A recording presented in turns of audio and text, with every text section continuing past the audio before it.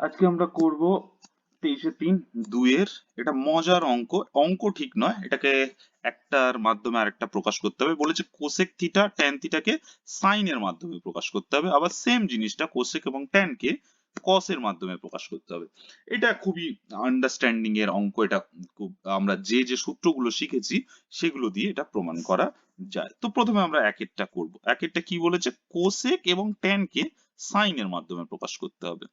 তাহলে আমরা লিখে ফেলি cosec theta is equal two, তো সাইন এর মানে কি, 1/sin থিটা আমরা জানি, তো 1/sin থিটা, এটা গেল কোসেক থিটা।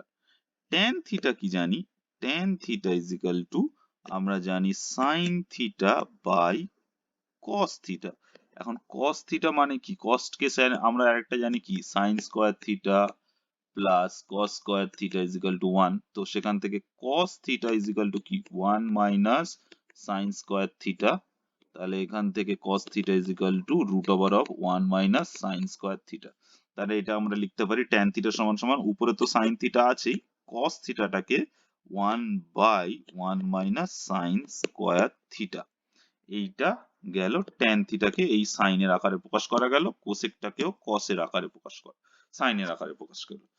2 নম্বরে যদি এটা যাই, কস দিয়ে যদি প্রমাণ করতে হয়, তো কোসেক থিটা, এটা 2 নম্বর দাগে, cosec theta is equal to আমরা কি জানি, 1/sin থিটা।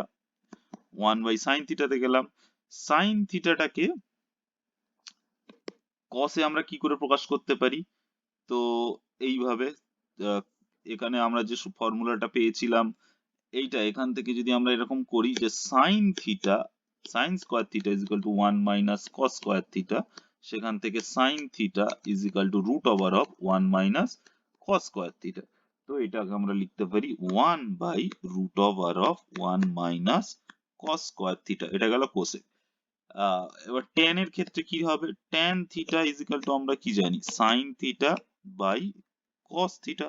তো নিচেরটা কস থিটা তো অলরেডি পাচ্ছি, এবার সাইন থিটাটাকে আমরা কি লিখতে পারি, 1 minus cos square theta by cos theta.